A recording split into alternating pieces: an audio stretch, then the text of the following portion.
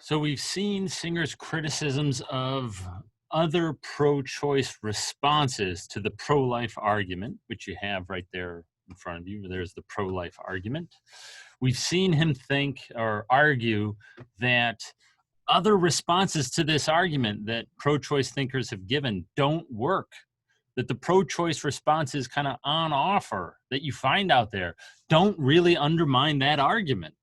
That's a big problem, according to someone like Peter Singer, because Peter Singer thinks abortion is morally permissible. And if we can't show what's wrong with this pro-life argument, well, maybe we're wrong, or maybe the or at the very least, the pro-life position is going to have more force unless we can show that something's wrong with this argument.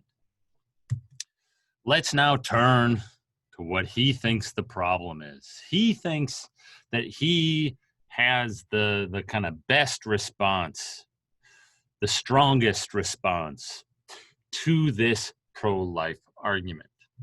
And in brief, the response is something like this. He thinks that the argument, the pro-life argument, is ambiguous.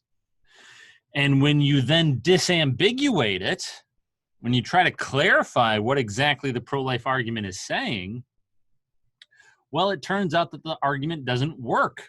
Whichever way you try to disambiguate it, whichever way you try to clarify it, and there's two ways in which you might clarify it, both ways don't work. The argument doesn't work.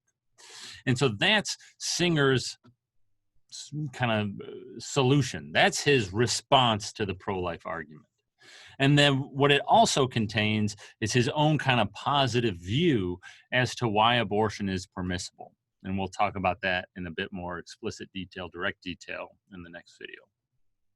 All right, so what does this mean? The argument is ambiguous. There's an ambiguity over the phrase human being. You see that phrase pop up in both premise 1 and premise 2. It is wrong to kill an innocent human being. The fetus or embryo is an innocent human being. Well, what does human being mean? It's unclear. It could mean one of two things: person or member of the species Homo sapiens. And so here is where Singer's bringing back that material from earlier that we covered when we were talking about the wrongness of killing that he discusses earlier in his book. Right? Human being shows up here in the pro-life argument. Well, human being, as we discussed earlier in my Peter Singer's book, right, could mean either person or member of the species of Homo sapiens. And it makes a difference which one we mean when we're talking about morality. So what we're going to do now is we're going to try to disambiguate that pro-life argument. And what does that mean? That means we're going to take out the phrase human being and we're going to put in these other clearer phrases. We're going to run the argument once by taking out human being and putting in person. That's what you got right there. It is wrong to kill a person. The fetus or embryo is a person, therefore it's wrong to kill the fetus. And we're going to take out human being and put in member of the species Homo sapiens, right? It's wrong to kill a member of the species Homo sapiens. The fetus or embryo is a member of the species Homo sapiens, and therefore it's wrong to kill the fetus. So we disambiguate the original pro-life argument by disambiguating this word human being, by substituting in these two different things that human being might mean. It might mean person, it might be member of the species Homo sapiens. Well, let's run the argument assuming, both of them. Let's see, let's see if either of these arguments work. According to Singer, neither will work. But let's go through them. So what if what we mean by human being in that original argument, it's unclear what we mean. It's ambiguous. What exactly do we mean? Maybe we mean something like Homo sapiens, member of the species Homo sapiens. Well, okay, so that argument there on the right. It's wrong to kill a member of the species Homo sapiens. The fetus or embryo is a member of the species Homo sapiens. Therefore, it's wrong to kill the fetus. Focus on premise 2 of that argument. The fetus or embryo is a member of the species Homo sapiens. According to Singer, that is true. That is clearly true. Right? From the moment of conception, the embryo is a member of the species Homo sapiens. It has the same genetic code as a human being. It's going to develop into a mature adult human being.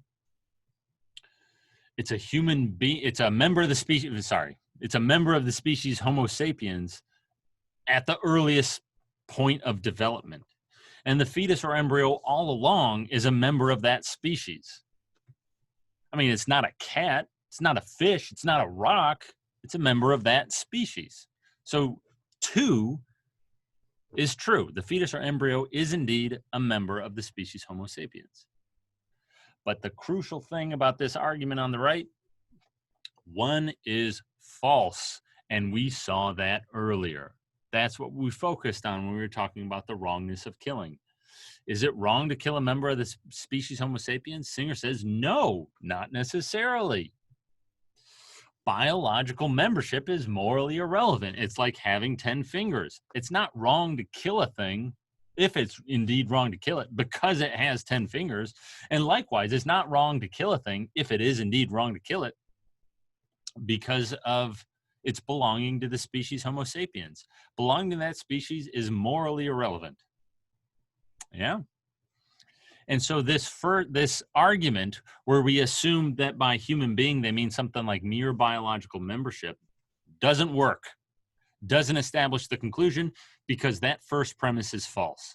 And when you have a false premise, that means the conclusion is not, that means the argument is unsound. It means it's not a good argument. It doesn't really establish its conclusion. Okay, well, okay, so we'll scrap that one. Let's assume then that it means person. Go over to the left-hand argument. Let's assume it means person. It's wrong to kill a person. The fetus or embryo is a person. Therefore, it's wrong to kill the fetus. That is, abortion is wrong. Well, the problem over with the Homo sapiens argument was premise 1. Turn over to the person argument. That first premise, well, that's true. It is wrong to kill a person. Right? That's what Singer had argued earlier in that earlier material. Persons are rational and self-aware. They have long-term, deep-seated preferences. And by killing a person, you thwart those long-term, deep-seated preferences.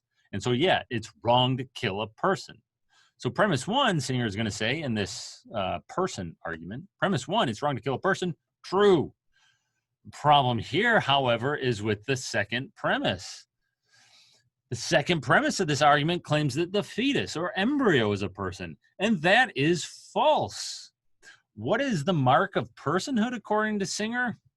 Well, rationality and self-awareness. To be a person, a being must be rational and self-aware.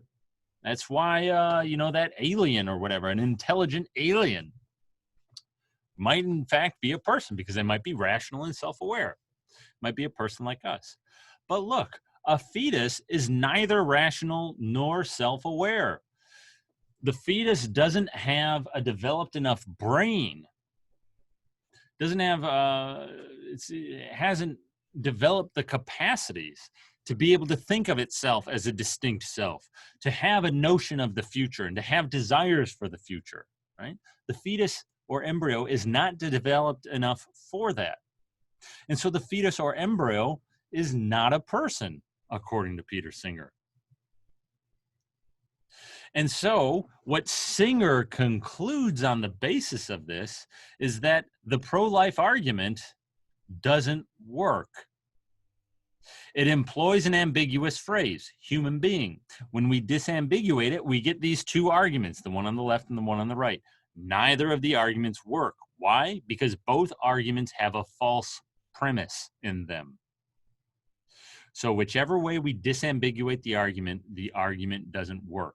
And there's your, according to Singer at least, your strong, persuasive, compelling criticism of the pro-life argument. This is why we should reject that pro-life argument, according to Peter Singer. Not all this stuff about the line being viability or birth or blah, blah, blah, or whatever it might be. Not Thompson's violinist thing. That doesn't work. This is why the pro-life argument doesn't really establish its conclusion, according to Peter Singer.